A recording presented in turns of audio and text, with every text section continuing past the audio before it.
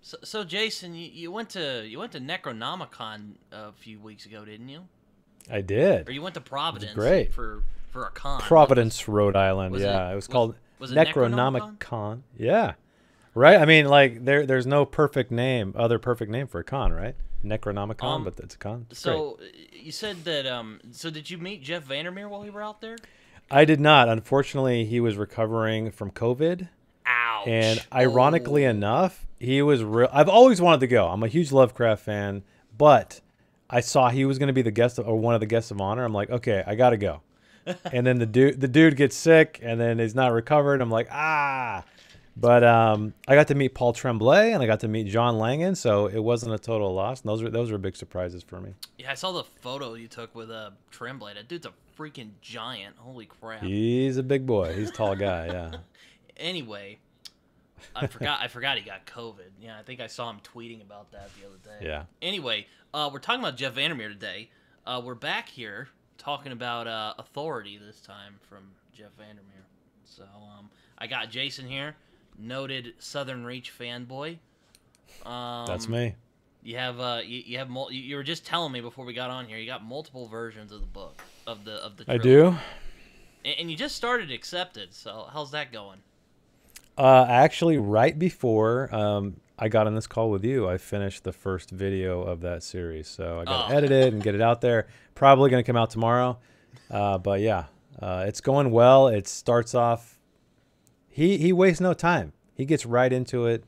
It reminds me pacing wise very much like Annihilation. How it's just like he just goes. It's definitely, and you can kind of snicker at this, but it's definitely the weirdest one. But I don't want to get ahead of myself because we're talking about Authority today. I have a bit of a spicy take for you. Oh, Jason. let's hear it. Let's hear it. I love Annihilation, but I might say it. I might like Authority a little more, maybe. It's always fluctuating. Which I remember you saying in one of your videos that you've gotten this a lot, and it kind of, I don't know if you said it surprises you, but you're just kind of like, yeah, people like this one for some reason. But I'm one of those people, I really like this one a lot. I like Annihilation a lot too, but I don't know.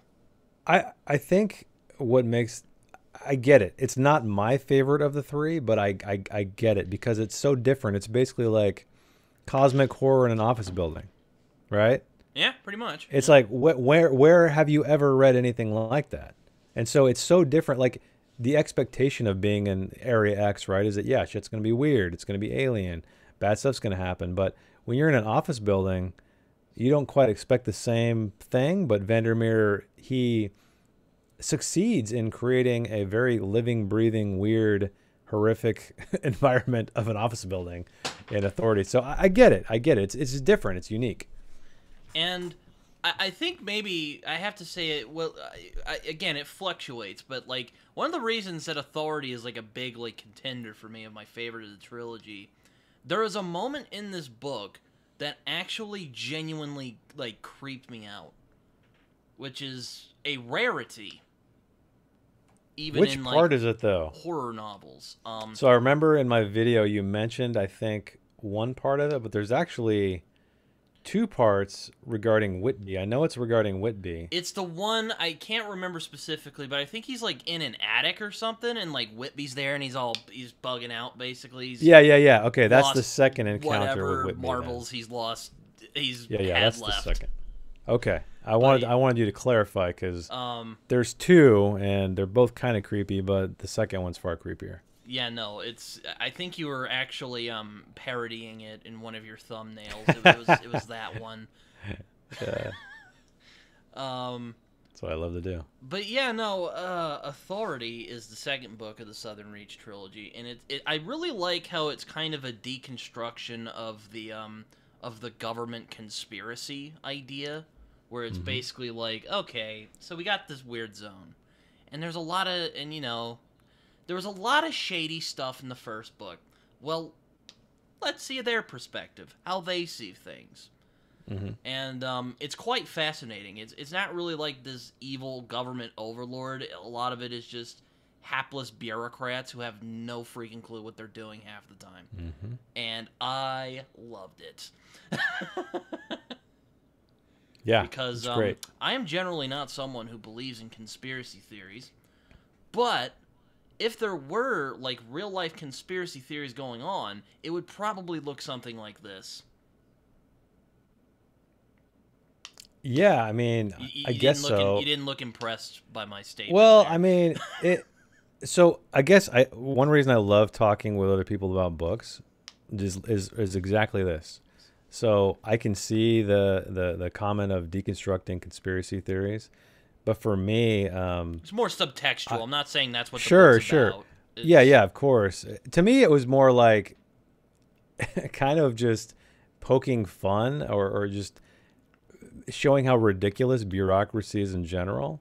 Oh, but yeah, then sure. also it has such a personal angle. I mean, the guy's name, the protagonist calls himself Control, and he has no control. So it's incredibly ironic name. He is a quote unquote fixer. He's sent there. It's his last chance. He's fucked up a bunch of other missions, and he's like, oh crap, what am I going to do? I got to figure this stuff out. And but then tied to that is his traumatic past, where his mother chose her career over the family, but she uses him.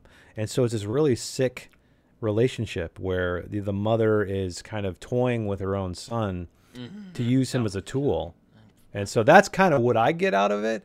But and so again, that's why I like talking to people. Yeah, it's a lot of things. Like God, if I did one of those Hollywood pitches, it would be like, what if like China Mieville did the X-Files?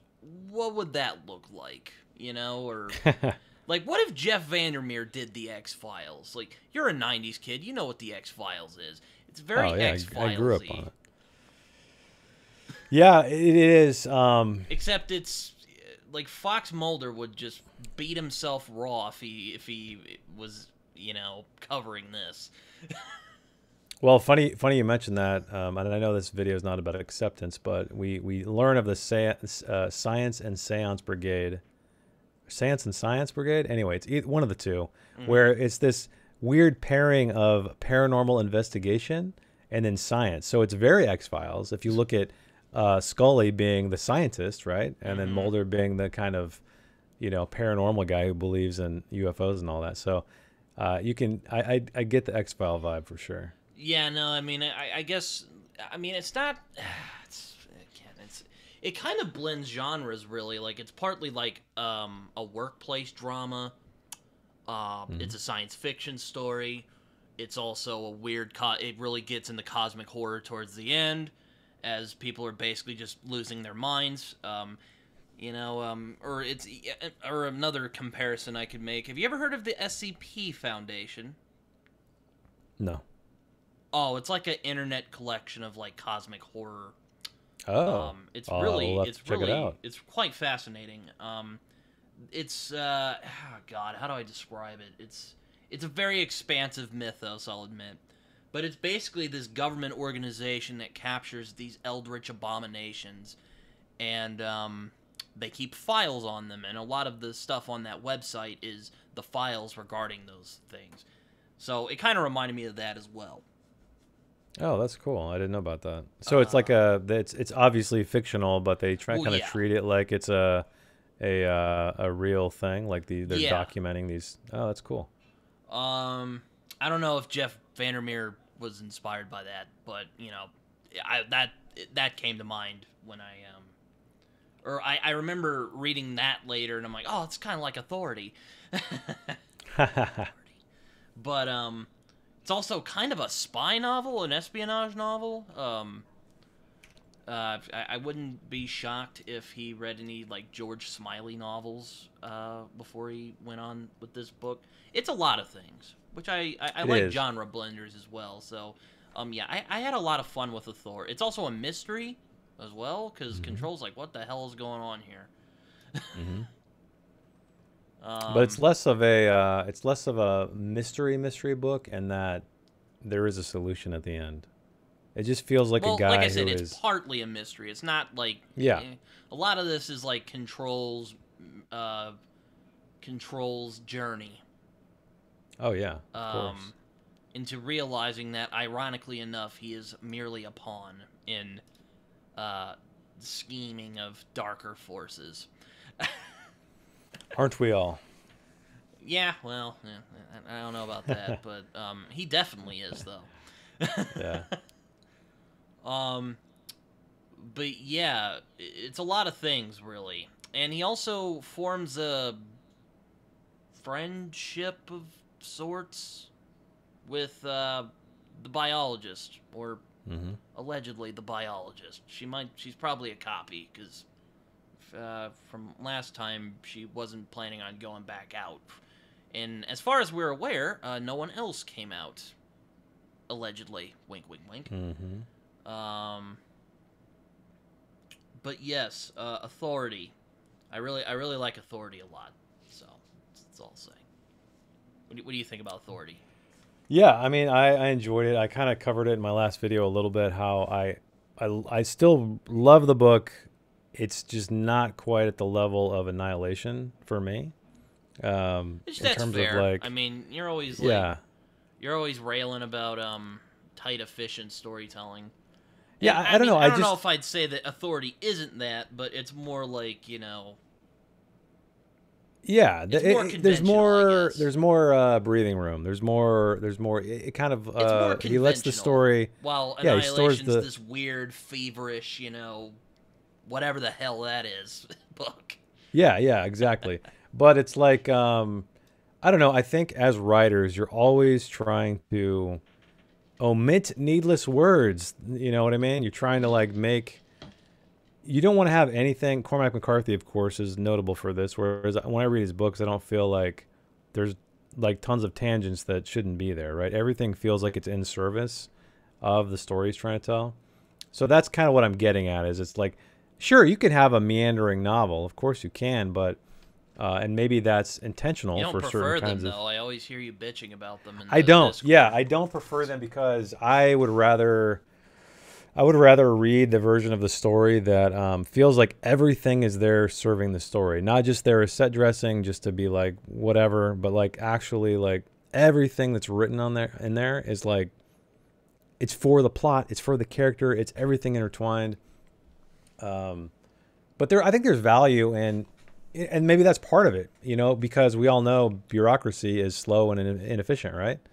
So maybe Jeff VanderMeer was being a little bit more. Jeff VanderMeer's railing about how inefficient and bad just how frustrating bureaucracy is. Yeah, well, that's what I mean. Maybe that's part of it. He's trying to use the prose and the way he, creates the narrative as you read it, like in such a way that feels a little bit like you're wading through all of this stuff, like Control is.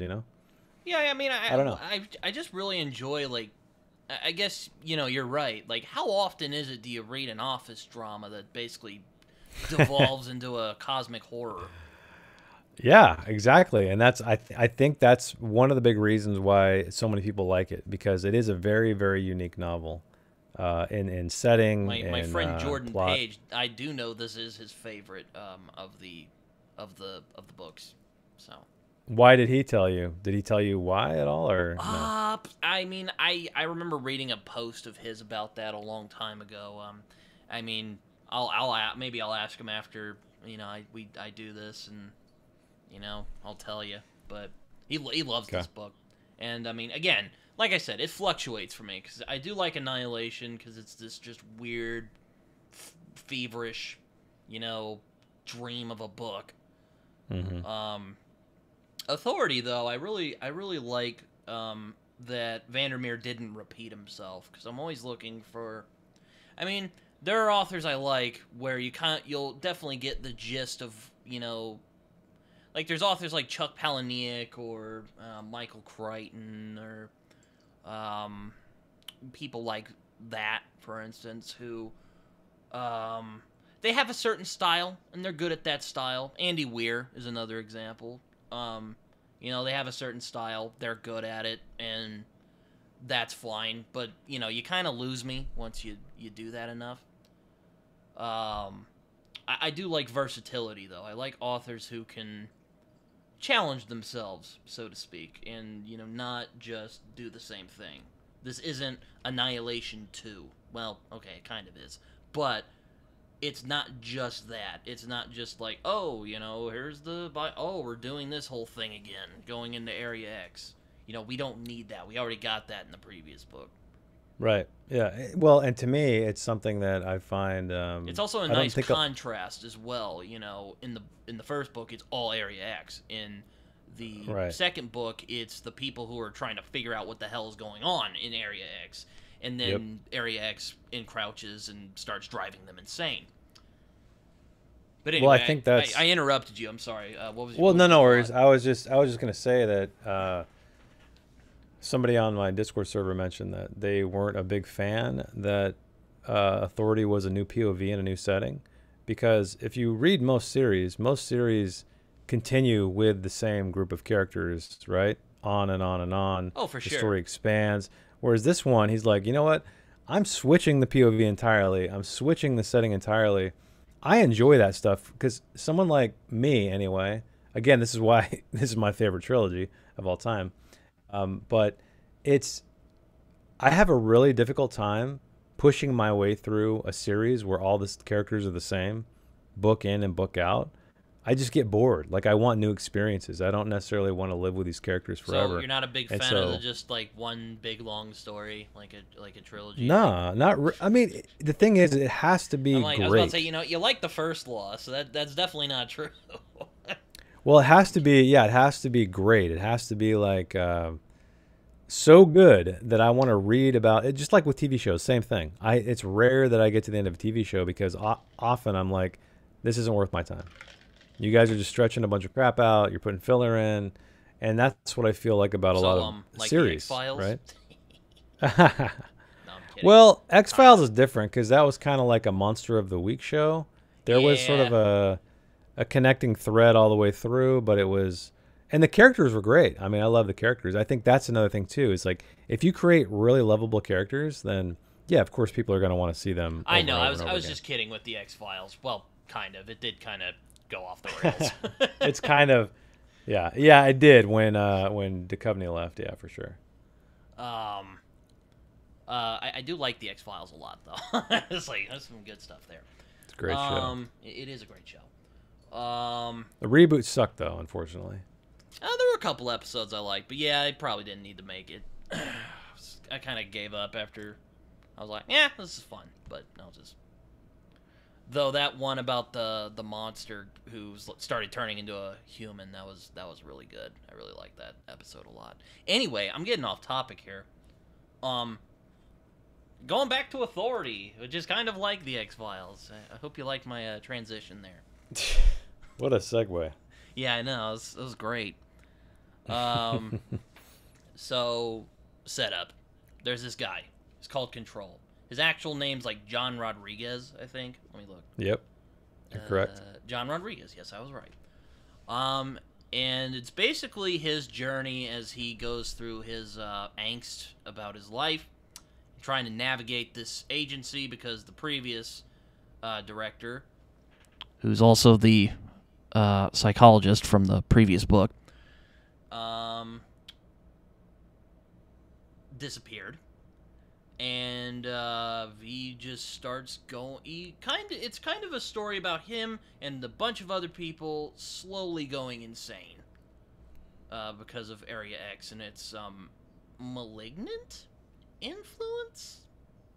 I don't know. What do you think, Jason? Am I on the? I think you're on the right track, but there's also another element to it in that it's an agency that has been kind of like Central has stopped funneling a bunch of money into Southern Reach, so they're kind of a skeleton crew. They don't really know what they're doing anymore. They have no answers. They're completely confused, and so the staff there, the Control mates, they're just kind of, what are we doing here? Let's just pretend to smile and just fake work, Yeah. There's that element to it as well, where there's like a hopelessness to it, where they're on the literal brink, right? The brink of destruction, or however you want to call it. Maybe I would it's say madness, but yeah, that works too. Rebeautification, with Area X right outside their door, but they're just like, and there's something cool about that. You're standing so close to the precipice, and you can't do anything. You don't know what to do, and I think that's what makes it so compelling, is that there's this like resigned nature to everybody, like with the exception of Whitby, who thinks he has it all figured out, but he's gone a little cuckoo. But all the other ones, like Whitby, the linguist and Cheney and all that, they're just kind of like, I don't know. It feels like There's Whitby special. Yeah, it's kind of like The Office. You've seen The Office with either Ricky Gervais or Michael Scott. It's kind of like that, where you show up and you're like, I'm here to fix stuff and figure stuff out, and everyone's like, we're just fucking around. Like, we don't really know anything. We're gonna pretend to work and pretend. That's a hell like... of a pitch. It's basically if The Office was a cosmic horror story. Yeah, there you go. Great. It's cosmic horror meets The Office. There we go. But oh man, I mean, who would be Michael Scott in that situation though? Would it be Grace? Oh man, I feel like Grace is a little too intelligent for that, but yeah, maybe. Cheney, maybe. I don't know. Even though he's not the boss, Lowry, he's like maybe that might be. Well, Lowry is elsewhere, if you know, right? He's at Central. But yeah, no, you're right. It's really inefficient. Southern Reach is basically falling apart by the time we meet them in Authority. Because, like, in the first book, we kind of get this idea that they're, like, this very, like, secret, dark organization with ominous undertones. And, again, we get to see their perspective, and it's kind of a shithole, really. They're not doing very well. And, again, they're more like bureaucrats who have no clue what they're doing. Yeah, exactly. And that was frustrating to a lot of people, or a few people anyway, who were reading along with me, is that they couldn't believe that nobody knew what was going on. Oh, I do. They were giving them. I mean, I do too. I was about to say, just think of it, this weird, zone, for lack of a better word. Mm-hmm. People go in, they don't come out, or if they do come out, they're, weird doppelganger things, Of course they wouldn't know what the hell to do, Like, come on. Mm-hmm. Like, also, they must think the government is way more competent than it sometimes is. I think that's the whole point, is that we give the government a lot of credit of being like this finely tuned machine, and it's just not. It's like it's a behemoth of inefficiency. Yeah, it's like it's like 28 weeks later. I'm like, come on, guys. It's not like, I mean, watching that after COVID, it aged a lot better. That's all I'm saying. That's all I'll say. That's all I'll say about that. But valid. But yeah, Authority is but yeah, we really see John. It's kind of more of John Rodriguez's journey to discovering himself, I guess. He has some baggage, Him and his mom have a complicated relationship. His dad was an artist. He died prior to the book. Mm-hmm. And he's dealing with a bunch of people who are not only clear that they don't care for him, and they don't real trust him at all, and will stifle him at any point. Mm-hmm. He's a tool. That's all he is. And as the first line of the book says, it was Control's last chance. Oh yes, very much. Or something like that. I'm paraphrasing, but you have the book in front of you. You can look. Which makes me wonder, why the hell did they send him if he kept bungling things? Because, it's another... This might be part of the themes of the book, but Control doesn't seem particularly savvy as, like, an espionage. Like, he would have been, far more content as, like, a normal kind... He seems like a normal guy. He doesn't seem like... you would think, like, a kind of shady CIA type. You'd think he'd be more like Lowry, really. This kind of, shady... ends justify the means kind of guy. He's just a dude, I'm like, look, guys, I'm trying to figure this out. Let's just work together, and no one will throw him a bone, of course. But I'm glad you brought that up, because you could have written this novel multiple ways. One of those ways would be Control is a competent badass who gets stuff done, and maybe the madness is revealed to him. He digs too deep and he finds something, right? Or you could take VanderMeer's approach where Control is basically out of control. He's being used. He's a pawn. He's being used by his mother. He's given this last chance by his mother, who is some ranking official at Central. But he doesn't really. He's not good at his job. That's the whole point. I was gonna ask you. Do you think they sent him because, and please mind the horrible pun, because he was controllable? It could have been. I mean, he could be malleable, definitely. He clearly, regardless of what his mom does or has done, he still goes back to her. Like, he still, they still have that bond of mother and child. And so she knows that. She's aware of that and just continually uses him. And it's really sad. Like, Control, again, just like the biologist, is a very tragic character. Oh, yeah, for sure. It's pretty funny seeing, Thomas go, oh, look at, he liked Control a lot more than the biologist. I thought that was pretty, he had hobbies. It was fun. He's like, he had hobbies and, like, he actually felt things. I'm like, well, yeah, okay. Yep. Whatever. But, yeah, no, but yes, Control is, he seems not very suited for the life of a espionage, whatever the hell he is. Yes, correct. That's also a fiction trope called the worst person for the job, because that is a powerful tool of irony, which makes us invested, because this guy's or this girl or whoever it is going to slip up and just kind of the whole thing, and we're like no, wait, no, do this. So I mean, there's a power to that versus having like a James Bond character who just like, or George Smiley, if you just exactly kicks ass and takes names. Like, I mean, it's a very different approach, and I appreciate that VanderMeer just didn't give us a powerful character, because you can tell all through these novels there's a theme of self-discovery. Like, all these people have been either forgotten or traumatized or abused or whatever, You bring up a good point. There is that sense of Control's character where he doesn't seem like he knows who he is, like, as a person. Like, he doesn't really know what he cares about. He just kind of, like, my theory is I think he got into this job. I think it's clear through the narrative, but it's not like, I think a lot of why he joined up and decided to do this espionage thing was to be closer to his mom, because he talks a lot in the book. The book describes how he, always felt distant from her growing up, and he kind of talks about, I think maybe in a sense, which kind of neatly reflects on Annihilation, because the biologist's husband went to Area X because he wanted to be closer to his wife in some way. He wanted to see what she sees when she, does her biology thing. Mm-hmm. I feel it's very similar with Control. I think it's, he wanted to, there was that part of him that's like, what does she find in this? What does she see in this?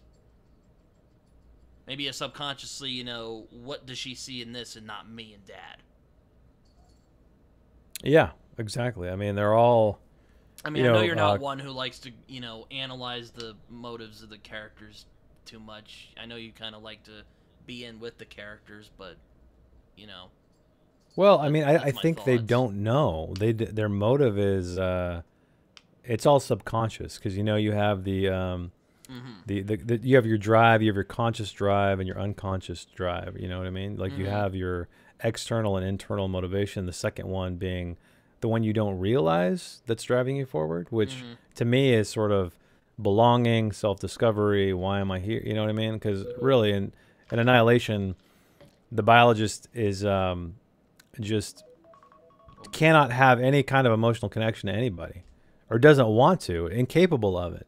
And then finally, when she gets to Area X, she's like, I'm home, basically. I mean, that's to me what it feels like. And in Control and Authority, he had a broken home where his mother was never there. He even refers to her as kind of like a glimmer of light, you know, like on the in the sky, like a falling star or something like that. Mm-hmm. And just how do you like what is that? Like, who am I? How do I fit into the world? Like you said, like, but he's again because he grew up in this. We all know that, like, depending on how you're raised, you could turn out to be a very shitty person. Yeah. And Control was definitely, his father loved him, and he had his grandfather, and his mother was there here and there, but he didn't have that, like, cohesive family unit, I feel. And so he suffered for it later in life. And so he's just stuck kind of trying to find out his place in the world, or and I think that's why he kind of grows attached to Ghostbird so much, because he desires that connection with other people. It could be. That's one thing I haven't figured out yet. Everything else to me is pretty clear, but I'm curious because Control and Ghostbird are together in, you know, the third book. So I'm curious, like, he kind of wants to how does be that with work? her, but kind of not. It's kind of weird. It's Like, what is it? You know, is it like an emotional connection? Is it like a misery loves company kind of thing where he sees himself in her and that, you know, they want to be together for that reason, or he wants to be with her? Or is it something else? I don't know, you know, and that's kind of what I'm... My guess is, you know, I don't know if it's necessarily... I don't want to just go down and just say mommy issues, but I think, like... I think, again, I think it's because he wants connection with somebody. He's clearly not getting it from his mom. So he's like, oh, yeah, here's clearly. this other weird female. It might not even be an actual person, but she'll listen to me when I talk to her, so... All right, let's do it. You know, that's yeah. You know, that's my kind of, and also like you say, I think maybe he projects himself on her a lot, because again, yeah, I'm sure. I'm sure it'll become clear by the end of the third. Because the biologist / Ghostbird she's kind of a blank slate, admittedly. yeah, for sure. Or at least the Ghostbird version. I know that the biologist is. We talked about it in the Annihilation video. Right.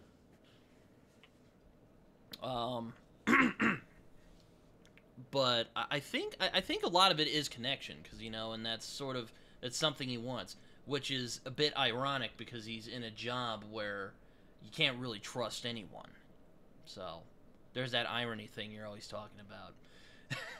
Such a powerful narrative device, man. I'm telling you.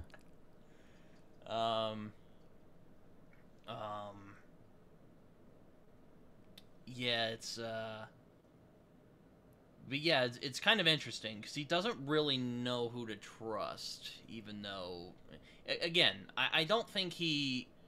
It's kind of interesting that he is in the position that he's in, because he doesn't have the temperament for being a spy, at least in my opinion, or espionage, or whatever you want to call it. I'd agree with that. So, like, I've been talking for a while. What do you think about Control and his motivations and all that? Well, I don't. Again, I think it goes back to, I don't know that he truly knows his motivation. I think that he's a puppet. He's a pawn. He's a tool manipulated by his mother. I don't think he wanted this job at all. I think the only reason he is in his line of work is because of his mother, almost trying to, like, make her proud, you might say, right? Mm-hmm. Walk in her shadow, you know, follow in her footsteps, however you want to call it. But he's just not cut for it. He's not cut out for it. He's not fit for this kind of work. And so he's struggling the whole time because he's not. Like, there's a long conversation in Authority where Grace knows about this botched job he did. It actually, like you said, it had kind of it was a fault of relationship dynamics. Mm-hmm. And this is why his last chance is Southern Reach. But so he's just not good. He's not great at what he does, but it's too late to turn back. I think that's another great thing to think about in life is, you know, we often will pick a vocation for whatever reason. And maybe at some point in your life, you might realize, wow, this isn't for me, but I'm in too deep. I'm not that great at what I do. That's funny you mentioned that. It kind of reminds me of something my dad said. You know, he's like, you know, when you get like a job, because he works at a call center, he's like, you get a job, you get used to it after a while, and then you wait for a while, and then you're like, well, shit, I can't back out now. So Yeah. It becomes comfortable. Yeah, it becomes just like what you're used to, and then that's just what you do. Like my dad, he worked in the oil field his whole life, and from the day when he was 18 all the way till he retired, and doing mostly the same job. And yeah, he hated it. He always telling me how he hated his work, and I'm like, well, why don't you do something else? And it's like it's just what I do. So many people, I think, they just do what they do because of whatever reason it might be. Like in Control's case, it's his mother. It's that he felt like this is what I should do. Well, yeah, of course. I mean, he just wants the approval and love of his mother. That's all Control wants. And so all of his life decisions have been a result of that. Oh, that sure, desire, and unfortunately he's been thrown into this life-altering situation, and kind of abandoned again. He's like floundering like a newborn. So it's again, very tragic character. I love tragic characters, and Control is a tragic character. They make you think so much more, and that's what I enjoy about VanderMeer's writing. Yeah, no, and like he is starting to work over there, and like not a lot of the people like him. They either tolerate him or they actively try to sabotage him, like Grace does. Or Whitby, who's actually pretty nice. He's just kind of crazy. He's lost a few of his marbles over the years. But he's onto something. They always say that, Jason. Well, he does have a very in-depth document he's created. That's true. Yeah, Whitby has grown a little bit obsessed with a little bit. And to the like even his other coworkers think he's a little off-putting, let's say. Oh yeah. He's probably my second favorite character in this. I don't know. Oh, who's your first? Is it Control? Yeah, I really like Control. But I really like Whitby. He's just this, I mean, he becomes a little more sinister as the story goes on, for reasons. But he's just sitting there. He's doing the paperwork. He's a little off, but great. He's the Dwight of the group. What's great about Whitby is he is so different. He's kind of like the weird. In most stories, there's like an eccentric person to kind of balance out the like Joe Normal kind of person. That's who Whitby is. But Whitby, he reminds me of a guy who like has nothing to go home to. He lives his work. I remember they talk about him having like a little purple electric car or something like that.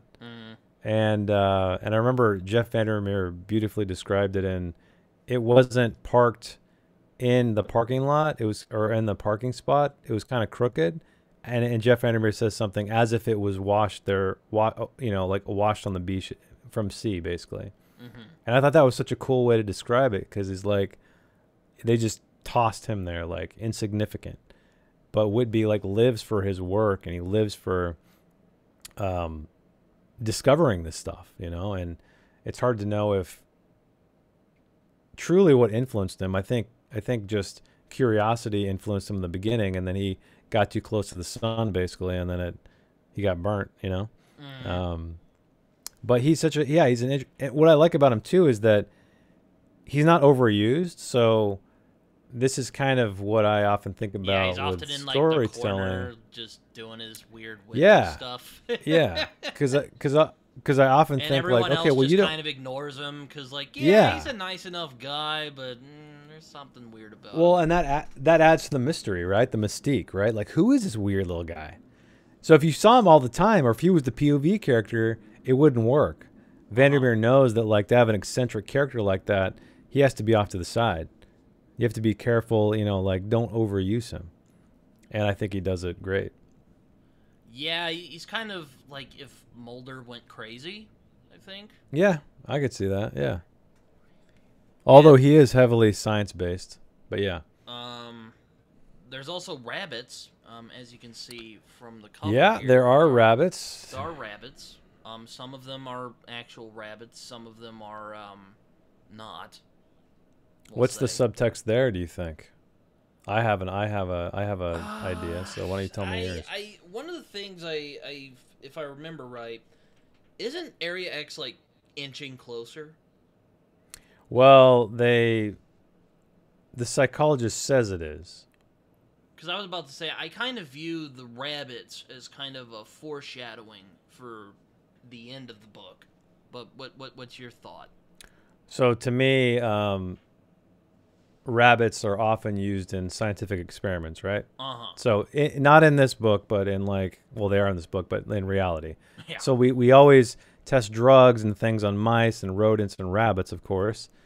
And that's exactly what they do. So when the border comes down initially, there are these like guys in hazmat suits with these like plastic like riot shields, and they're pushing these rabbits into they're like, hey, what's going to happen? We got to test on the animals, right? So it's very similar how we test on animals for medications or whatever it might be, or genetic stuff, whatever it is. But then also, what's the very next thing they test? Humans. So you go from like animal trials, like lab rats and stuff, to human trials. And that's exactly what they're doing with humans, pushing them into Area X, because they're like, we don't know, man. Like, I guess let's just start throwing anything at it. A rabbit cannot reason, unfortunately. Yeah, it's kind of a commentary to me a little bit on just scientific process when it comes to medications or nutrition or genetic testing, whatever it might be, that we don't do it out the gate on humans. We do it on the like rats and rabbits and shit first. And then after that, but the cool thing is about Area X is they went so far as to have human trials, if you want to call them that, before they even know anything. Whereas in the real world with us, we'll test a drug on a mouse for a while and be like, okay, we think it's okay. Now let's move on to human trials. Like, it takes a while to do that. Yeah, so to me, this is VanderMeer's saying that. Yeah, I mean, I don't know why they did that, but, I mean, because, like you say, they usually test it on animals first, but I don't know, it's curiosity, maybe? What's curiosity? Like, why they sent people in there first before they even... I think it was just they're at their wits' end, because that is the thing that is hammered in again and again and again, over and over from different angles, is that nobody knows what's really going on, and so they're just throwing stuff at the wall, anything, and the last thing they have are humans, because they're becoming so desperate to find answers. There's this. It's kind of why I think like this book is basically the Southern Reach collapsing, and also everyone just going insane, because they well, for one, they're scared of that Area X over there. I think there's that sense they're afraid of it. Well, yeah, of course they're afraid of it. It's the fear of the unknown, as our friend H.P. Lovecraft might say. And that's what draws me so much of this story as well. Is it's just like the zone in Roadside Picnic or Stalker.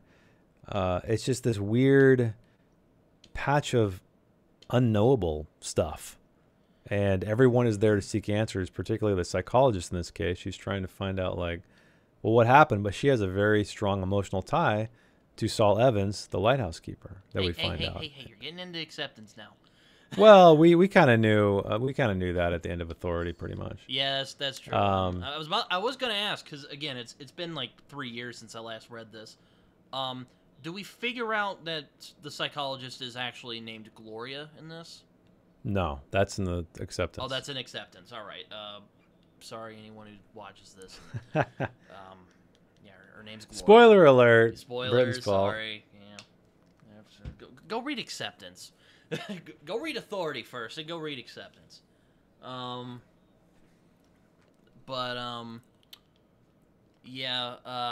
What else was I gonna? What else am I gonna say? But yeah, no, yeah, they're scared of Area X, and they're kind of at the, like you say, they're at their wits' end. They have no clue what they're gonna do with this. They have no idea what they're gonna do. Oh yeah, I was gonna ask. Exactly. Did you see that map they put out recently for Area X? No, but well, I mean, maybe I did. I saw that VanderMeer, if you were ordering the 10th anniversary stuff from the bookstore in his town, like they would put postcards of the map and stuff in the books. Yeah, I thought that was really The Forgotten cool. Coast. Yeah. Because, again, for some reason, I don't know why, maybe it's because, Jeff VanderMeer is from Florida, or, I think, if I recall right, I think the movie took place in Florida. But I always think they're in Florida when they're Yeah. like in It's that heavily area. inspired. Heavily inspired by Florida, yeah. Because I don't think they ever say where they're at, but I just think Florida, because like They name some towns like Headley and Bleekersville, which I don't know if they're real or not. But Probably he mentions like how muggy it is, and I've been to Florida. It gets freaking hot over there. Yeah. Like ridiculously hot. My God. But anyway, so I mean, I don't know. I just think Florida when I think of Area X for whatever reason.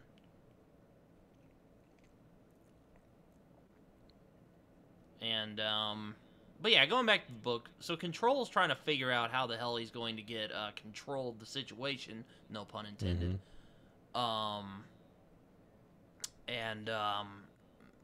Yeah, he basically starts questioning immediately why the hell he ever took this job in the first place, because again, it's kind of a shithole, and no one knows what to do.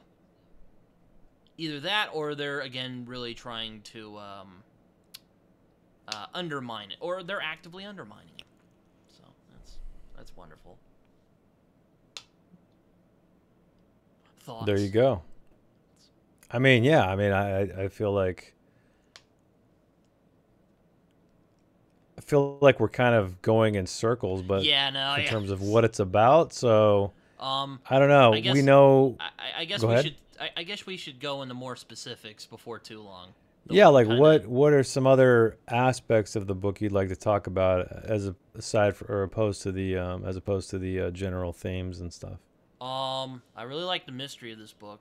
Kind of Control figuring out, okay, what is Southern Reach? Because apparently, either Control is a complete moron, or he just didn't take the time, or he was too busy to do some research on Southern Reach. So when he gets there, he's like, I wonder what this Southern Reach thing is about. So he begins doing research and kind of, searching around, figuring out what's going on, and kind of learning about the psychologist who we actually learn was the director of Southern Reach. And the mystery around that, as well as his angst about his mom and, his past kind of rear their ugly heads as well. Mm-hmm. But what did you think of that mystery aspect? Where you kind of... I don't know that it's tough for me because I've read it a few times and it's difficult to know what it feels like stepping into the book from mystery standpoint for the first time. I would say it's not. I don't know. It's one of those things where, like, when you think about mysteries, you think that like. Sometimes they need to be intricate and well planned out and by a mastermind. But then on the other hand, it's like it's only because you don't have all of the information. And so to me, maybe it's like the mystique. I don't know. Like yeah, it's the mystique of it. Control is searching through Southern Reach. He's trying to figure out, okay, what the hell is this organization? Because he's trying to figure out how the hell he's going to run this thing. Really? Well. Yeah, kinda. Yeah, it's basically he's as the voice tells him, as your house in order. Like he's basically trying to get his house in order, but he's also compelled. He starts to have an attachment to Ghostbird. The biologist that comes back over. Obsessed, if you will. Yeah, it's like a sense of duty in the beginning, right? And like, okay, I got to fix this. It's my last chance. I can't screw this up. Mom will kill me, literally, probably. But then it starts to change. Like, this is a very common theme in a lot of films and stories or novels is that, oh man, you made it personal now, And so I think that's what happens is he starts off with this kind of distance, just looking at it as a gig, asking the normal questions, looking through files and this, but then things start piquing his interest, and I think that's one thing that Jeff Like VanderMeer does Ghostbird. fantastically. Yeah, well, what Jeff VanderMeer does great is he teases out the weird in Oh this. yeah, he's exceptional at that. He's really And so he's I really think, good at yeah, breadcrumbing, as I like to call right, it. and that's what keeps you reading. At least kept me reading. It's not so much like I want to figure out the mystery. It's more like, ooh, what's this thing? Ooh, what's this thing? It's like a carrot, the whole time. And it's weirder. It gets weirder and weirder and weirder. It's very, very, very Lovecraftian in that regard, where you have a character, they're thrown into some circumstance where they stumble upon something, and they're normal people at the beginning, and then they get just corrupted by whatever it might be, the unknown, these weird forces. And that's kind of what happens to Control. But what I love about VanderMeer's writing is he takes sort of the Lovecraftian vibe and then adds a layer of characterization onto it. So we're like emotionally invested in these people. Whereas Lovecraft, I mean, his characters are like antiquarians and archaeologists. They're just very like scientifically minded. There's not really much emotional depth at all to any of them. But whereas VanderMeer adds that other layer that we love so much as people in stories, is that emotional attachment. And so we have the weird, the madness potentially going on, but then we're not just curious about that. We're curious about, or worried, I should say, about the protagonist, because we're emotionally attached to this person. And I think that's what's a big, big selling point for me. It's like Lovecraft 2.0 almost, VanderMeer is, at least in this trilogy. Some high praise.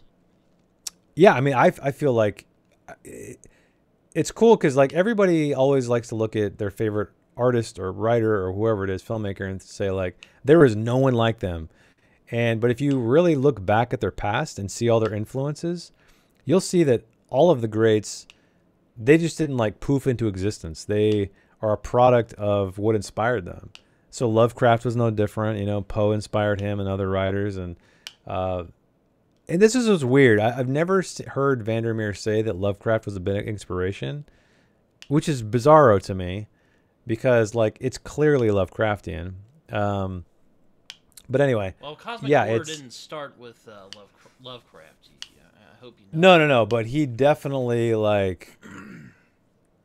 he was a massive contributor to that genre, and is probably the most notable cosmic horror writer to ever live, I would say. Sure, and he doesn't go the old tentacle route that a lot of other Lovecraft pastiche writers do. Well, yeah, I don't think VanderMeer's writing pastiche at all. I think he's. No, I'm not trying to imply that he is. I'm just saying. Yeah. There's a lot of people who are inspired by Lovecraft to go tentacles. Yeah, that's what they think Lovecraft is, and I'm going through all of Lovecraft's work chronologically, and it's really eye-opening to see him develop over time. Out of 10 tentacles, how many tentacles are in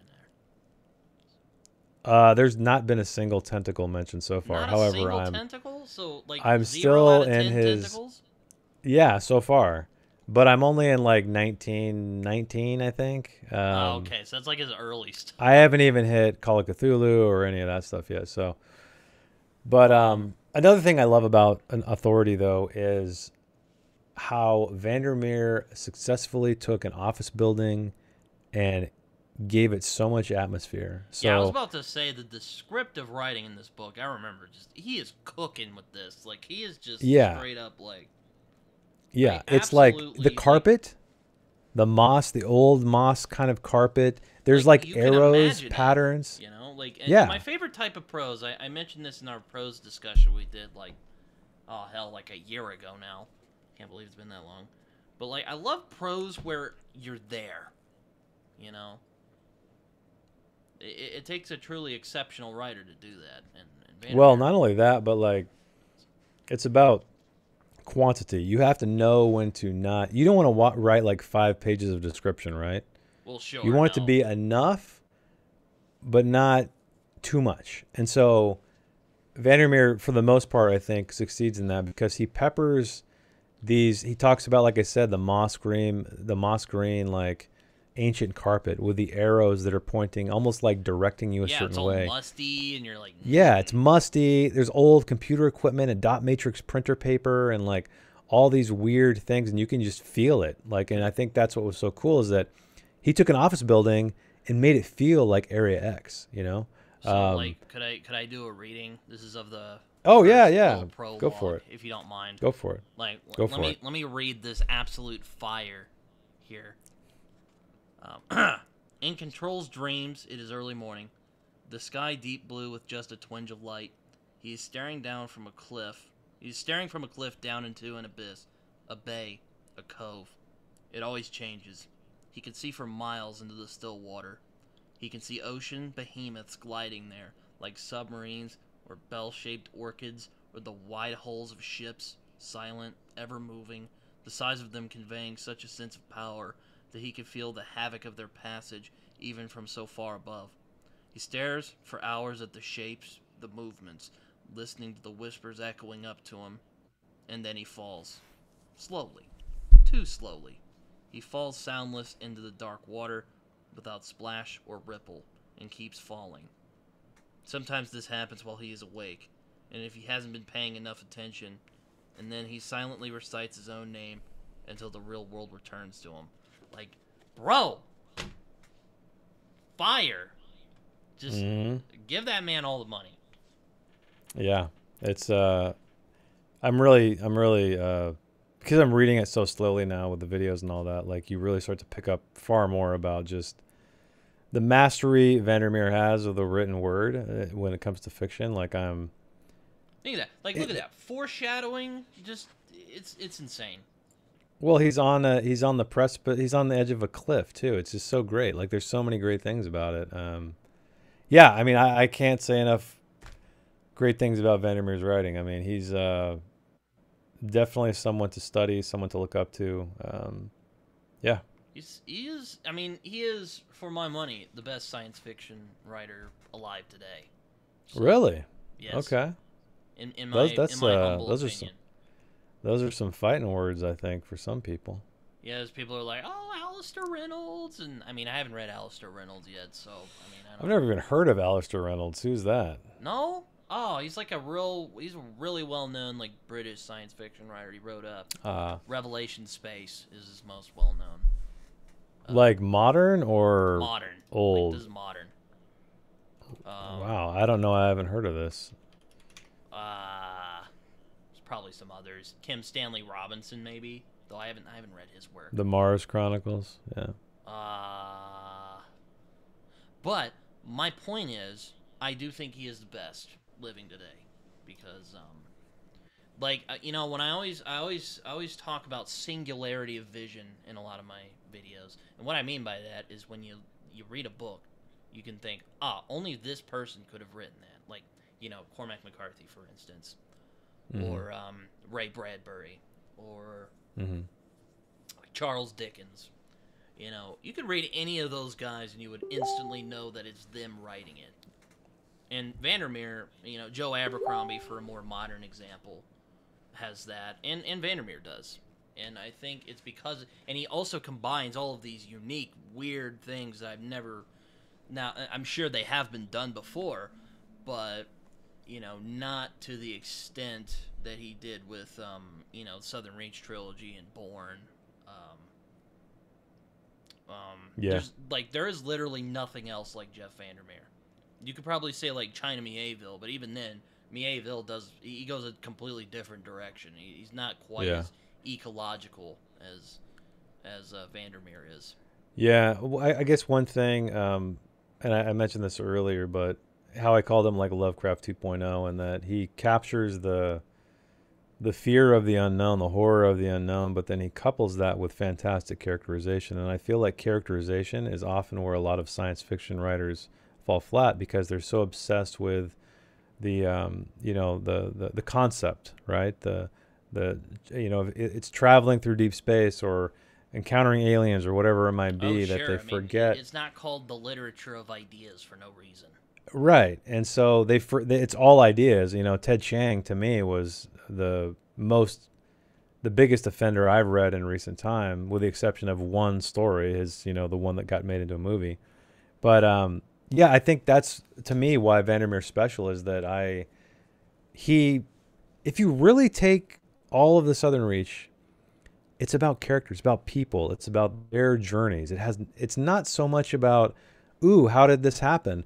What does it mean? Where did it come from? What's central about? Why are they so? It's not about any of that stuff. That's there, but it's about these people, and that's, I don't know. Well, that's the one thing I think. It's also about the, ooh, look at this weird stuff. Like, oh, well, it is, but the core, the heart of the story though is people. Like I can almost guarantee you, if you asked VanderMeer like what his stories are about, he's not going to talk about, oh, like weird alien shit. He's going to talk about like stuff that transcends that, stuff that like existential stuff that all of us can identify with. And I think that's why, again, it's so powerful. Is that about the environment a lot, Jason, knowing him. He's going to talk about that. Of course he's going to talk about that, especially now, as opposed to maybe 10 or 15 years ago.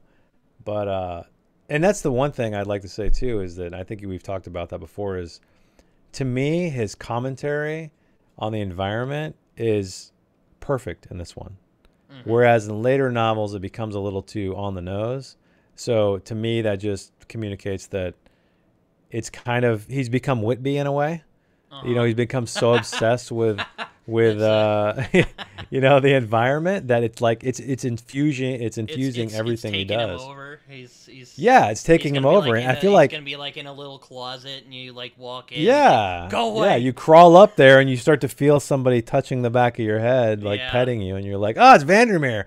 He's talking about the long-billed snork bird or whatever the hell he's worried about, endangered whatever. But yeah, I think that's the one thing that's why the Southern Reach is so special to me, is that it's sort of like it's a time capsule of like peak VanderMeer, But anyway, I know I'm kind of going off on tangents, but I guess we should go into more specifics then.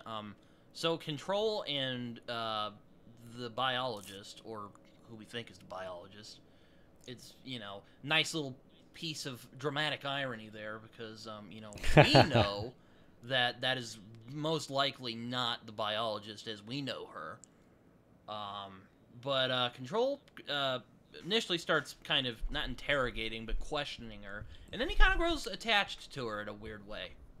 Yep. So what'd you think about that? You're always I'm trying to figure that out still. I don't know. Maybe we'll find out in acceptance, but right now it's hard to know like what it is. Is it, like I said, is it misery loves company, where he's he's identified someone who is so much like him that he feels this just emotional attachment to, or is it love? Is it like that kind of attraction, or is it something else? I don't know. And I think that's the one thing I haven't figured out yet. Or I don't even know if Jeff VanderMeer explicitly ever gives it to us or not, but I'll find out. Like I said, my theory is he's looking for like female validation. Thanks, Cat. Like, so you think like Ghost Bird is basically his mom, like a proxy? Kind of, yes. I'm okay. But I don't know if it's like he's looking for a maternal figure, because it's like it's really, I don't know, because like it's been a couple years since I last kind of went through the trilogy. But you're remembering a lot, by the way, for it being 2 years ago. Like that, you have the mind of a 23-year-old, you might say. I have a lot of fondness for this book, so that's probably why. Okay. It really stuck in my mind, which I think are the best books that do that. Yeah, of course. I think that's part of it. I don't know if it's that he's looking for a mom or something like that. But it's definitely there. I definitely think that's part of it. I don't know if it's, No, that's a valid observation, and I know when I come up with those weird theories, you're always kind of taken aback, like. No, and again, that's why I love talking with people about books, because we Because, like, I sit there. mentioned, like, oh, maybe the biologist has autism or something. You were bamboozled. You were like, what? No, Like, no, I no, never no, even no. thought of that. Yeah, I hadn't. I had never thought of that, but now that I'm seeing it through the Britain lens, like Britain lenses, I'm like, man, I think he's right. I think he's onto something because, and that's again, same thing with talking to Thomas and everybody else, like Lee and everybody else, is that like, you get all of these different perspectives and how different people read books, and then all of us come together and we get like such a more like depth, or, in-depth experience of the book, and it's cool. So, okay, I'll ask you this, since, what were some of your favorite parts of the book? Like, what were some moments where you're like, yes, I'm like, oh, I'm so in, Well, I would say I would say both Whitby scenes were very, I'm so in. Like the first one where Control first discovers him in the closet, and he's like, dude, what are you doing in here? And he's like, oh, I was leaving. And then Control's like, what? But then what's great about that scene, the first scene, is that Control is like, I kind of feel bad for Whitby as well. It's like, oh, you just want to like hug him and tell him like, go get yeah, a drink, bro. he again, he's a tragic character too. But what's great about that scene is that Control is trying to act like the boss, but he's also internally like frightened. He's like, what am I walking into? What is in the supply closet? What the hell? So that was a great scene. Obviously, the second Whitby scene was amazing. Probably the coolest scene in the entire book. I think another like, again, that genuinely spooked me. Like when he's like, he's totally lost his mind, and I'm like, that does not happen often. And I have read a good chunk of horror books, Stephen King and like Edgar Allan Poe, and like they don't like genuinely like creep me out. Like a lot of it is like me like, oh, I really appreciate how they make you like, I think those writers make you feel in different ways, but like not where like it's very rare that I've been like, holy crap, like that spooked me. I wasn't expecting that. Yeah, and then another scene is when Control goes to the observation room where they have to watch the videos of the original expeditions. And it's this room and this console designed specifically just for this reason. And VanderMeer builds it up so slowly, as in like, you can only one person can be in there at a time.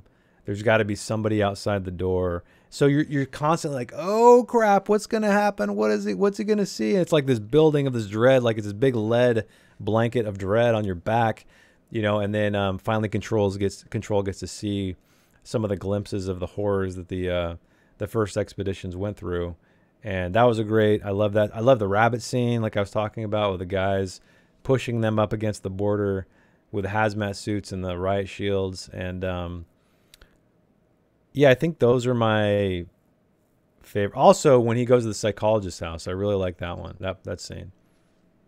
To see like it's like it's a time capsule, right before she left or vanished or whatever you want to call it. He's slowly going through there, and it's like, ooh, what's gonna jump out? It feels like you're in a haunted house or something. I guess technically it kind of is haunted. Some of my favorite bits are, when Control's kind of just hanging out and being human, just kind of like he'll go to the bar or something, or okay. He'll be like sitting around and doing stuff. Oh jeez. I'll mess with that later. Sorry, my friend sent me something. I like Control and Ghost Bird's interactions. I think that's quite fascinating because we get to see the biologist from someone else's perspective. Because like the biologist is this kind of withdrawn, likes the bugs more than people kind of individual. Again, possibly autistic, but that might just be personal experience projecting in. And we get to see her from another perspective, like, Control, even though he's in this bizarre situation, he's a pretty normal guy for the most part. Like, yeah, sure, he has his, his baggage and stuff, but, you know, he's just a dude at the end of the day. Like, he's just a guy. Yeah. Just a dude. Just a dude, yeah. Damn, that should have been my podcast name. Anyway, I really enjoyed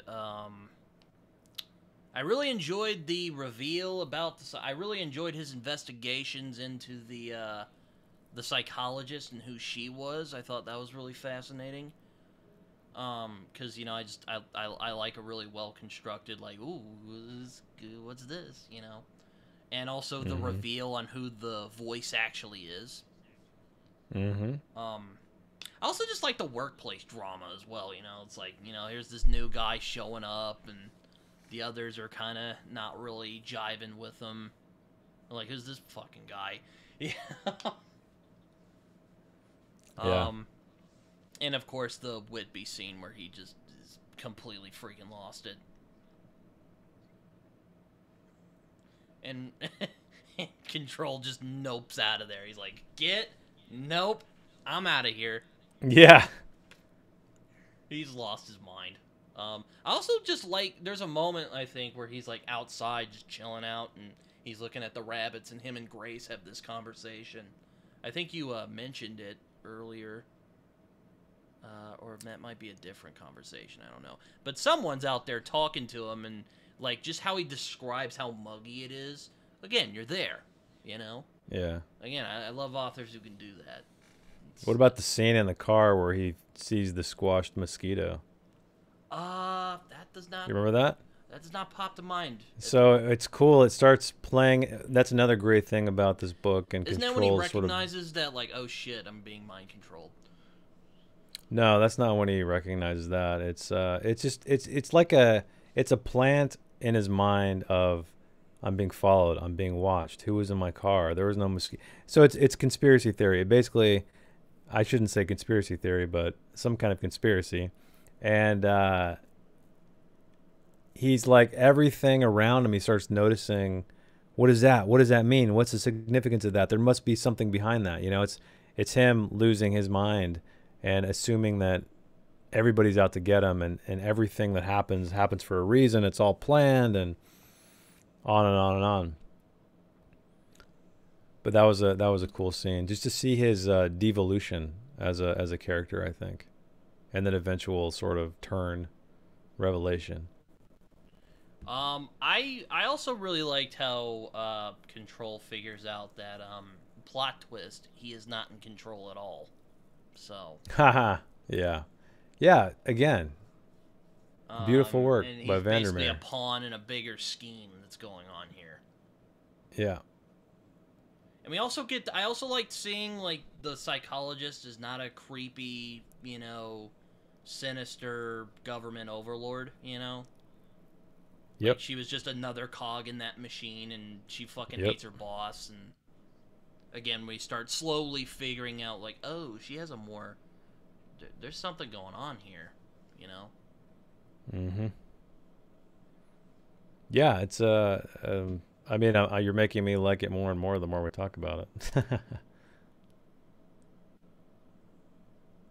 That's why revisiting stuff like this is so great. And again, I also like when stuff really goes off the rails, and, you know, Whitby's lost his mind, and I like how they even theorized that, like, maybe he went in there and some version of him came out. Like, what do you think of that? Yeah, man, it's, I mean, we learn more about that in Acceptance, but yeah, it's, you're like, did he go in there and his mind got twisted? Is he a copy? Like, what is he? And again, it's the unknown, man. I think that's so many horror writers and science fiction writers, and, you know, like... You know, it's cosmic horror done well, and it's not just Lovecraft doing his whole fucking, oh, look at this, it's all incomprehensible, you know. Right, yeah. It's more like, oh, now I see why he was terrified in this. Okay, this makes more sense. Yep. At least for me. I know you have a deep love for Lovecraft.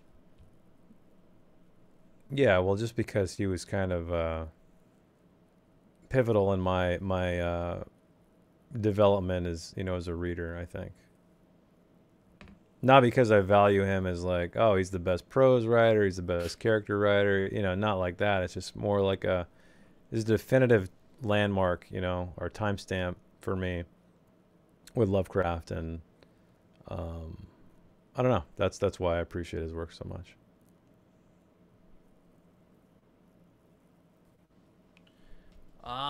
What else did you like about Authority? Like, what else were you like, man, this is great? What else did I like? The ending was great, even though it's kind of a cliffhanger, because it's sort of a full circle journey. I'm not gonna. I know we've been spoiling the novel left and right, so yeah, this is discussion. Maybe it's okay to go read the book, then come back here if you've gotten this far. Then I'll say yeah, section. It's fine. Yeah, well, it basically, at the beginning, he's dreaming about standing on the edge of a cliff, ready to fall down, where these leviathans or these behemoths are swimming down in this cove or bay or whatever it is. And finally, at the very end, he tracks Ghostbird down, and they find what appears to be a passage into Area X, and he jumps. He doesn't fall, he jumps. Right? So that's the difference, is that falling implies you're out of control and you don't want to do that thing. Whereas jumping implies that's your decision. You've made this choice. It's when he arcs, he finally arcs and he takes control over himself finally and jumps. And so I've talked about it a lot, but full circle stories thematically to me are just the fucking magic, man. It's like that's what I love. I love when you can look back on a story and it's like looking into a mirror almost, and you're like, oh, and then you start to see all the things come together, all the details, and but yeah. Yeah, I mean, I also enjoyed the ending because it's again kind of an echo of Annihilation, where the biologist decides she's not going home. Though I don't know if she was ever going to go home, even if she wanted to. But I really like how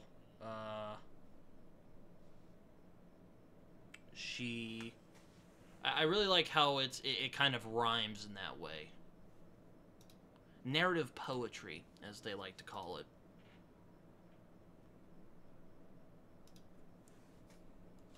Yeah. Are you jiving with me? I'm jiving with you, man. I jive all the ways with this book and this whole series. So maybe you liked it more than you thought, because you were kind of like, oh, yeah, not as good as. No, I like the book, but I also like to recognize when something doesn't quite hit the same way. I don't think it's changing my opinion comparatively to Annihilation, but it's also it's enhancing some things that I haven't thought about in a little while, because it's been a little while since I finished it. But yeah, it's I don't know, when I read VanderMeer's writing and storytelling, it's just like, this guy really put a lot of work into this. That's kind of what I get out of it. You can tell, like, I'd love to know how many drafts he went through, because I don't know, I read a lot of books, and a lot of books are just kind of like, this is like a 3-draft book or something, Mm-hmm. But with VanderMeer, like, man, just how he plants keywords like immolation, like glottal is another one that pops up a few times. Control, obviously, the flame, like all these keywords that are just like rippling throughout the entire trilogy. It's just, there's so much care put into his work, and I think that I don't think that a lot of writers do that. Oh, for sure. From a word standpoint. Sure. I mean, it's, we're not all. I mean, I've noticed there's not a lot of people who are like McCarthy, who work for like 10 years on a project before putting it out. Right. One thing I learned, I think Lee told me this. I guess these novels were published like a few months after each other.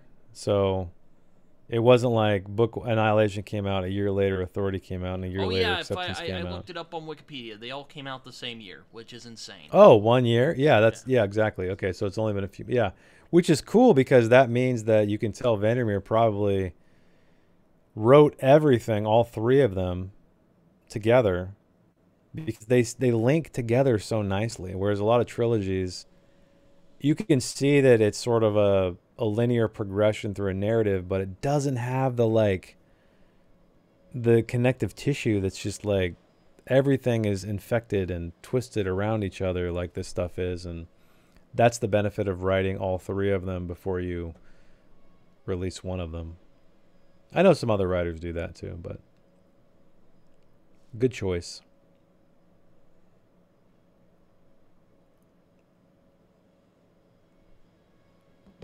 Yeah, it's very impressive. It was definitely the one that really was like, oh man. Well, Annihilation was already like, oh man, this is great. But Authority, I don't know, it was just like something. I was like, wow, I was blown away by it. And then Acceptance. Well, we'll get to Acceptance when we'll get there. We'll get there when we get there. I mean, I did think it was a little too weird at points, but, it's just me. But, again, I'll save that for the Acceptance discussion. Yeah, let's do it. For instance, I'm not a big fan of second-person narration. I just don't care for it. But, it's fine in Acceptance, though. I guess I'm hoping to find out, like, the reasoning why. Once I get to the end, like why the choice, if it comes to me. Right now, I kind of have some ideas or some theories, but... Well, that does remind me. In this one, it is a third person, limited, if I think. Correct. Yep. And not first person, like last time. So why do you think... Because, you're more like, you're more in the, like, the nuts and bolts of, like, storycraft and all that. Why do you think VanderMeer did that, is what I'm getting at. I don't know. It's tough to say. Whereas the first book is a very intimate journal. It's basically a journal entry of the biologist.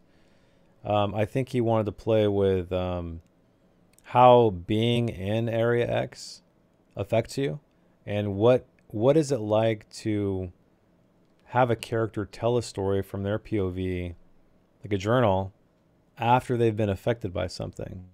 It's kind of an unreliable narrator because there's plenty of times when she kind of steps aside and breaks the fourth wall and looks at you. There's even moments where she says you, talking to the reader. Well, sure. I mean, that makes sense, though, because, she's writing an account. She's talking about her experience. Right. I don't know. But generally, I'm just not a fan of that second person. But again, I don't want to... We'll get to that in Acceptance. Yeah. That's what I'm saying. I'm curious, the second person... Anyway, Annihilation is... I think he wanted to play with unreliable narrator and what it would be like to write an account from someone's POV who's gone through some crazy stuff, who their mind... They may not be the same person, right? When they stepped in versus when they're writing it, so how they recalled it.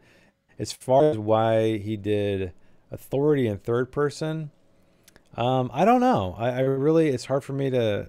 Because third person, like... It's limited third person, but it's not like crazy limited third person. There's a little bit of a distance here and there. There's omniscient stuff here and there, but it's pretty limited. And the only reason I can think of is he wanted to not just make it another journal entry, because he wanted to capture things sort of as it unfolded, I guess, even though it technically is... I wish I could just email Jeff VanderMeer and his agents and be like, hey, VanderMeer, why did you do this? But, I can't at the moment. I bet you were real mad. I bet you were real mad after reading Authority, just like, you're like, man, I could have asked him at Necronomicon. Well, legend has it, or rumor has it, that he's going to be at the next one in 2 years. So if he is, I will be there. Awesome. Yeah, ugh. You have to wait 2 whole years. Or you could send him an email. I don't know. That might be a little stalkery, though.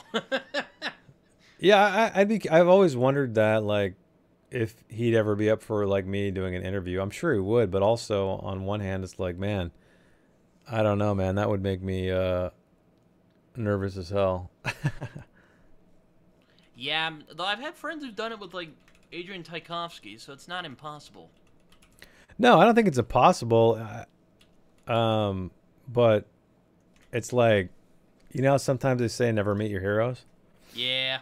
It's one of those things where, and I know it's stupid and probably, you know, unfounded, because I met Tremblay and I met Langan, and they're both super cool guys, very different, and I have no regrets. But I don't know. Yeah, maybe I'll think about it and see if I'll shoot him an email and see if he'd be probably more of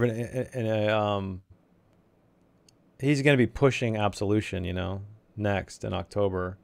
So it's probably going to be more like that. You know, he's probably going to be more geared toward that. You know, speaking of Absolution, because the Yeah. main character of that book is a big part of this book. What did you? Well, think there's of, multiple characters.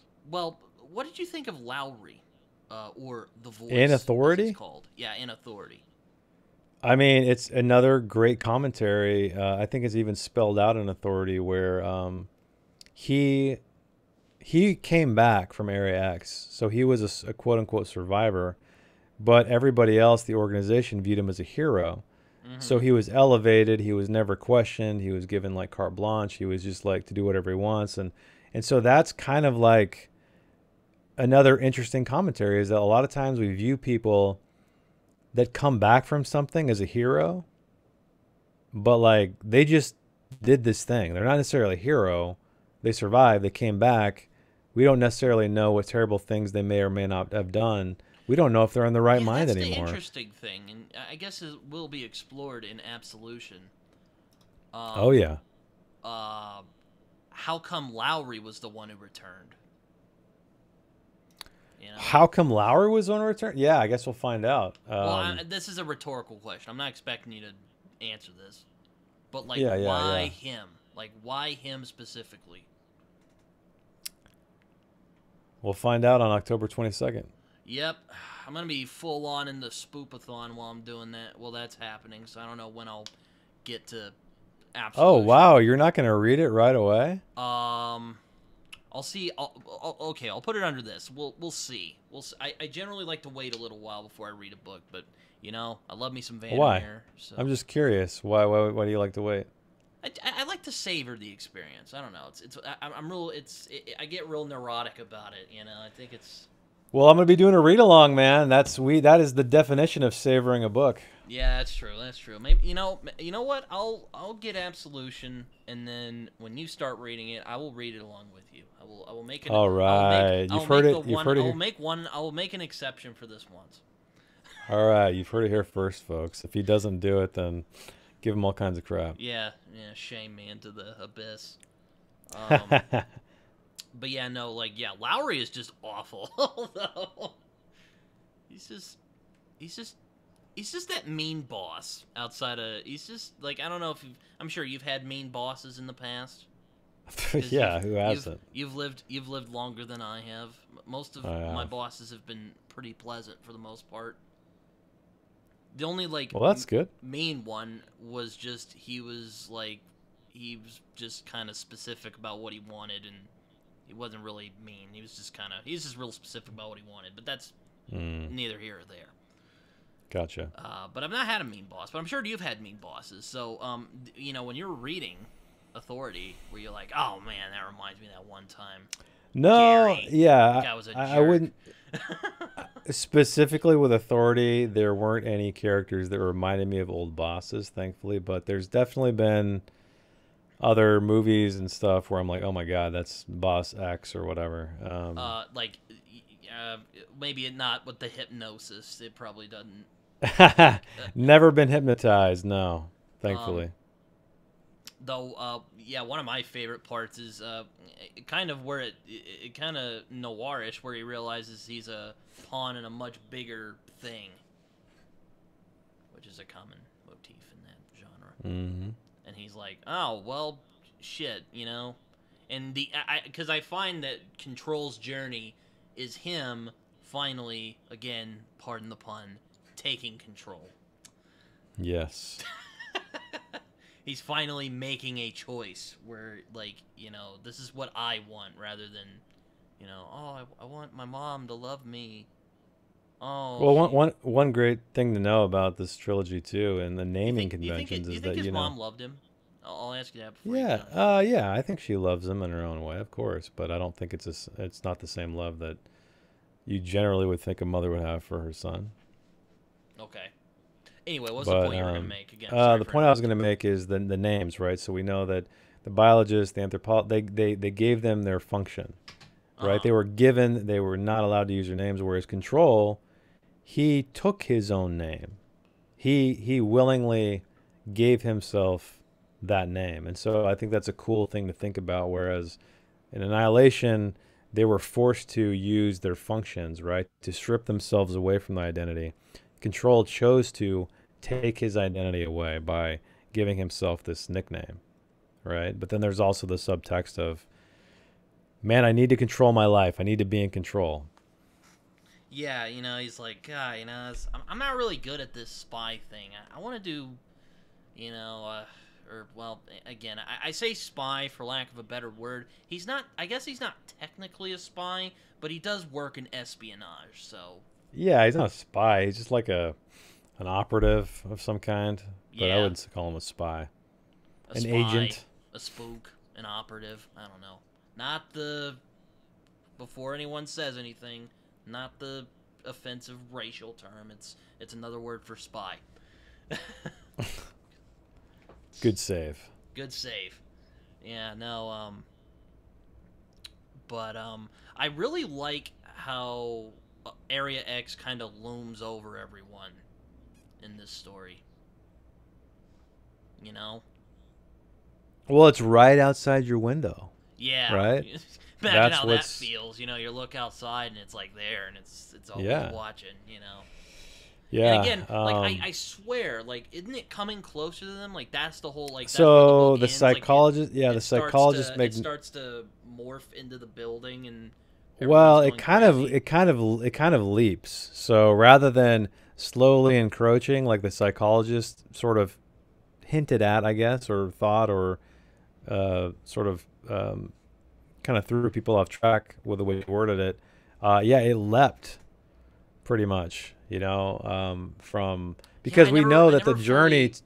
Because I'm like you, I like hearing other perspectives, but I never really got that. I'm like, so does it just slowly crawl in and everyone starts going insane in Acceptance when that scene, which I won't get into, because I don't know. We don't. Yet. Yeah. So all we know is that the psychologist described it that she thought it was slowly expanding, and then in Authority, it basically leaped, because we know that from where Southern Reach is to the entrance, it's quite a ways. There's military barracks. There's roads you got to go down to. Oh yeah, there's a distance. I thought it was closer for some reason. No. There's a good distance with blockades and it's looming over everyone.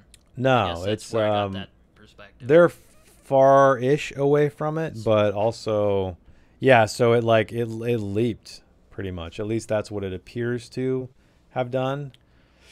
Yeah, Whitby loses whatever marbles he had left, and again, it is. Isn't he one of the original people who's still there? You mean the employees? Yeah.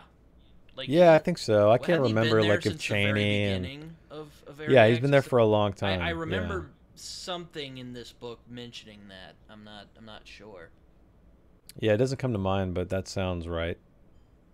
Because I remember thinking, oh, yeah, that Whitby, he's been with us for a long time or something like that. Yeah. What do you think of Grace? I thought she was an interesting character as well because at first you kind of think, oh, she's just going to be that kind of bitchy co-worker who just hates the new guy and is just getting in his way. And then it's like, oh, no, she really liked the psychologist. Implied in a romantic way, I thought, but I could be wrong on that. But I thought it was interesting, much of her, kind of dislike of Control is more because, she really respected the psychologist. Or, Gloria, because Ken's already on the bag. Yeah. What do you think? I enjoyed Grace because, at the beginning when you meet her, she's she feels challenged by Control. Oh, who's this guy? He's going to come in or mess everything up. This is my territory. But then, there's sort of a a concern at some point, like when things start going weird. She confides in him. She starts softening up towards him. She's like, you know what? Yeah, exactly. We're in this weird situation. I guess we'll have to put whatever differences we have aside, and we're going to have to, see where we go from here. Yeah, exactly. And so I like that because, you think Grace at the beginning, and then she changes. She kind of becomes an actual human as opposed to a force, I guess. Yeah. But I guess I didn't really hear all of your answer. But what did you think of Lowry, or again, the voice? Oh, Lowry. There's really, I'd say the thing that interested me mostly about Lowry is how, to me, it felt like a commentary. Yeah, I was gonna ask you to expand on that because you said that, and we kind of started talking about something else. So, you could equate it to soldiers going to war, right? And I'm not discounting anybody who's ever served in the military or had a in the war. It's just that we often immediately elevate people who served in the military when they come back as heroes. That's exactly what Lowry did. So regardless of what they did over there, the fact that they did something, they're all of a sudden given this elevated status, right, of a hero. So you that's think it's kind of a commentary on like trauma and like. I think it's a commentary of ascribing some value to somebody who may not deserve it. Because that's exactly what Lowry is, right? They call him a hero. He gets all of these. They're like, oh, yeah, Lowry, he's the hero. He can do what he wants. Let him run the show. It's like, but the whole point of it is that Lowry's fucking nuts. He's not special. He's kind of crazy. We don't really know what's going on, but he's like running the show. Kind of an asshole as well. Kind of an asshole. So I think Lowry is going to be heavily explored in Absolution. Mm-hmm. So I'm really looking forward to that, as well as a couple of other. Same. I thought he was. Yeah. And so it's hard to say. Because again, like how I feel. I don't remember if I think it is in this book where they mentioned he got out. Or no. Yeah, you said you just said he got out. So yeah, they know he got out. Somehow. So I'm curious, what did he do? Why did he get out? Yeah, we'll find out. That's what's great. Do you think he became such an asshole because of what happened in Area X, which is already kind of implied in this book, this one here? Yeah, and the more because I was surprised when Jeff VanderMeer chose to do a prequel versus a sequel, but also I feel like no, I am too. I think it's great. I'm kind of glad because I thought Acceptance, I had some issues with Acceptance, which we'll get into when we get into it, Acceptance conversation, but, I did feel it ended on a good note. I thought it ended on I'm like, okay, this is a good ending. This is an acceptable, I can accept this, in other words. Yeah. So I'm glad that he didn't try to be like, oh, here's some other weird stuff I came up with. He's going back. And also because if it's bad, I can just ignore it and enjoy the other three as well. So there's that. It's a little self-serving. But yeah. I agree with you. But I also am like, well, because there's so much more that I forgot about the story that, like, with the video footage and Lowry and all these other characters in the early expeditions, that sort of there's an interesting thing to discover there, or interesting things to discover there, as opposed to what is the fate of the Earth after acceptance, because he lets that ending linger and in your subconscious, and it just sort of radiates out into the unknown. Yet again, I'll bring it back to that. Like, well, what's the fate of the world? It's like, well, that's up to you, I guess, like, in your mind. So yeah, it took me a while. At first I was surprised. I was a little like, oh man. But then now that I'm reading the whole trilogy again and seeing all of the stuff that he planted to explore before all of it, before the Southern Reach trilogy happened, like, I'm excited for that. And I'm actually, like you said, I'm glad that he decided not to do a sequel, because I think, I don't know, I feel like all those character stories have been told. And there's some other characters like Lowry and the other guys who we don't know about yet. We know they exist in the narrative, but we don't know deeply about them, and that's what What are the other two? This is Because I gonna know Absolution is going to be 3 novellas, I think. Yeah, let me look. I think it's 3 or 4. I think there's somebody named something Jack. Let's see. I can look it up right now.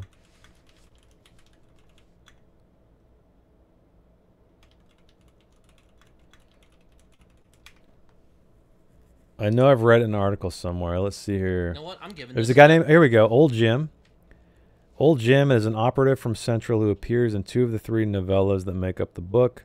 Rouge, a character described as leading an alligator who returns to the Forgotten Coast with a fake daughter. Interesting. Lowry, of course. Members of the Seance and Science Brigade. A group of biologists. And it's structured, 3 novellas. The first one's called Dead Town. The next one's called The False Daughter. And the third one's called The First and the Last. So, there you go. I will say I was a little sad that there wasn't the pseudo-religious stuff in this book. Where lies the strangling fruit and all that. So, you were disappointed? I was a little sad. Little bit. That it was. Oh, It was wasn't just in there. It's just like, oh. Oh, yeah. I mean, it was. He finds the writing on the wall of the psychologist's door, remember? Oh, yeah, that's right. I'm like, I think it's mentioned, but it's not like, again, we're not in Area X. Yeah. It's weird. It was kind of like when I read The Scar by China Mieville, and, I had read Perdita Street Station. I'm like, damn, it's really good. I missed Area X in a weird way. Though, ironically, I think I might like Authority more in that case. But, it's in that case. But might convince me to give this a 5-star by the end of this. Goodreads. Might be my second favorite VanderMeer book after Born. Oh, man, blasphemy. Yeah. We should buddy read Born. We should buddy read Born at some point, and we could have a video like this where it's like the you interrogate me on why Jekyll and Hyde, basically. Yeah. You interrogate me on why I love Born so much. Yeah, that'd be fun. No, I think we've covered most of what we got. Yeah, man. You have any final thoughts on this before we sign off? Final thoughts. If you haven't read it, and if you've gotten this far, we've spoiled the hell out of it for you, but still go read it. It's a fantastic experience. Out of 10 Area X's, what score would you give it? I would say this is probably it's probably a 9 out of 10 for me. Okay. Yeah, I would say like 9.5 out of 10 Area X's for me. There you go. There you go.